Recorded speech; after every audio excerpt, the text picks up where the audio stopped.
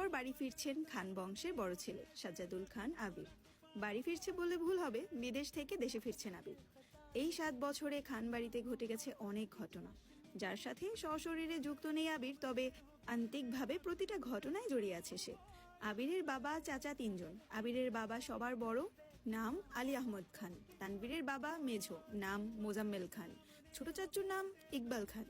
আবির তার বাবা মায়ের একমাত্র ছেলে। মেঝো চাচা মানে মোজাম্মেল খানের এক ছেলে এক মেয়ে। ছেলের নাম তানবীর খান, মেয়ের নাম মাহদিবা খান মেঘ।